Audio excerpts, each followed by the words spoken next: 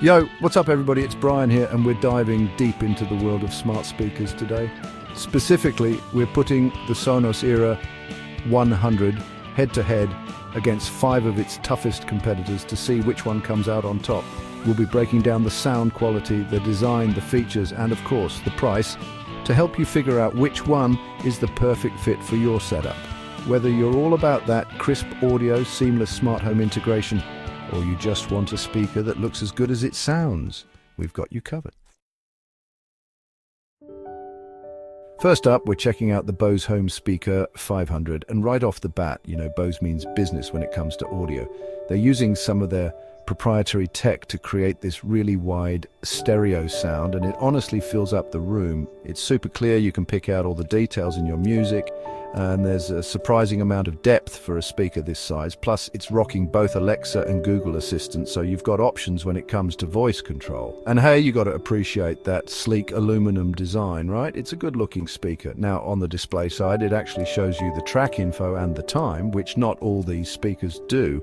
But there are a couple of things that kind of hold it back. For one, it's definitely on the pricier side. And when you compare it to some of the other options out there, it doesn't necessarily do a more to justify that price. And while the sound is amazing on its own, it doesn't quite have that same multi-room magic that Sonos is known for. Next up, we've got the Amazon Echo Studio, and this one's all about bringing you that high-end audio experience without completely breaking the bank. The big story here is the 3D audio. They're using Dolby Atmos to create this really immersive soundstage, and it genuinely feels like you're surrounded by the music. Plus, if you're deep in the Amazon ecosystem, this thing is going to feel right at home. Alexa is baked right in, and it works seamlessly with a whole bunch of smart home devices.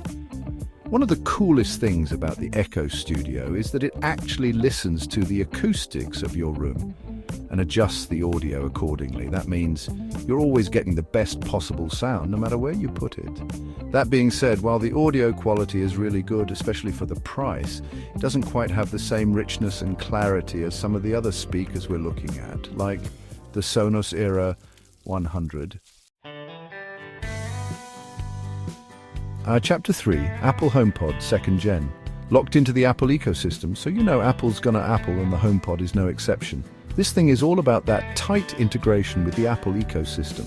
If you're all in on iPhones, iPads and Macs, the HomePod is going to feel like a natural extension of that.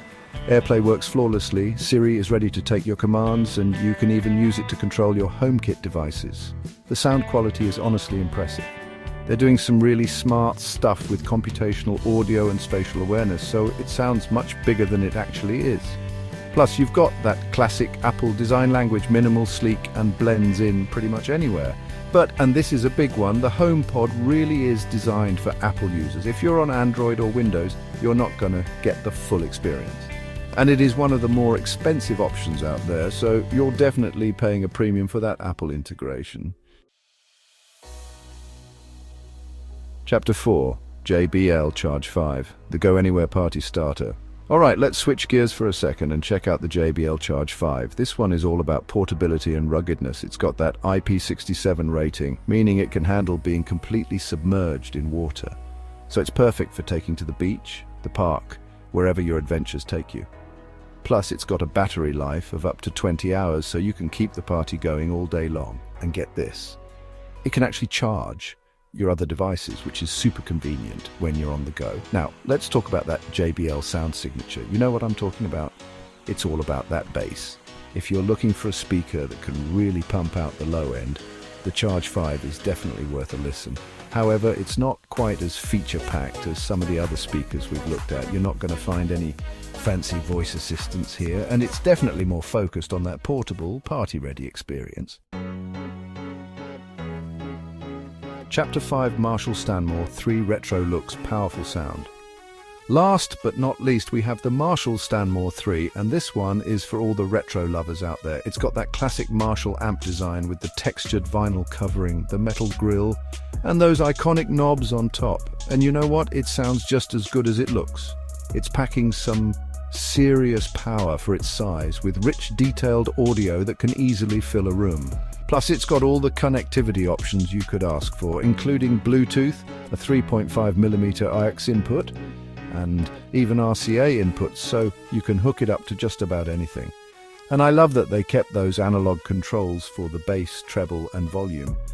It just adds to that whole tactile, hands-on experience.